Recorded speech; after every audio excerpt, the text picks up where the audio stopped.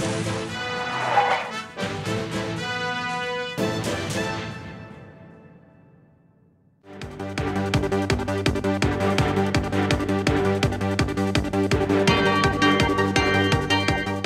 তন্ময়ী চক্রবর্তী, পেশায় একজন স্কুল শিক্ষিকা, শান্তিপুরের ৮ নম্বর ওয়ার্ডের বাসিন্দা। শান্তিপুরের মুকুটে যুক্ত হয়েছে এক নতুন পালক। কেন্দ্রীয় সরকারের বিবেচনায় ওডিএফ প্লাস অর্থাৎ নির্মল শহর হিসাবে পরিগণিত হয়েছে আজ আমাদের শান্তিপুর। এজন্য শান্তিপুরের বাসীরা সবাই গর্বিত।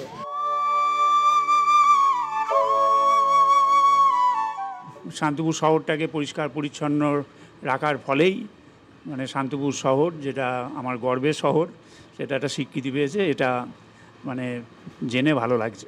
পরিবেশ সম্পর্কে আমরা যাতে আরও সচেতন করা যায়, বিভিন্ন ক্যাম্পিং করা যায় এবং আমাদের শান্তিপুর পৌরসভার নাগরিকদের সবার আগে সচেতন যাতে সবাই মিলে আমরা করতে পারি, এটা একটা লক্ষ্য থাকবে এবং আগামী দিনে শান্তিপুর পৌরসভা এগিয়ে যাক, এটুকুই বলার আছে।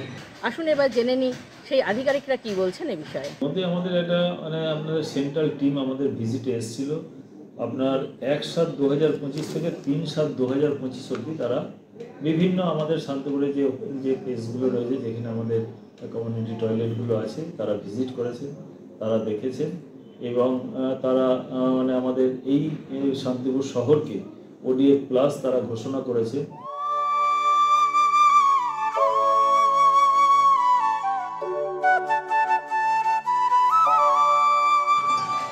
শান্তিপুর পৌরসভার চেয়ারম্যান শ্রী সুব্রত ঘোষ মহাশয় আমাদের জানিয়েছেন, কেন্দ্রীয় সরকারের থেকে এই স্বীকৃতি পাওয়ায় তিনি খুব খুশি এবং তিনি সাধারণ মানুষের থেকে আরও মতামত চান, যাতে শান্তিপুরকে আরও উন্নততর জায়গায় নিয়ে যাওয়া যায় এবং এই ধারাবাহিকতা বজায় রাখা যায়।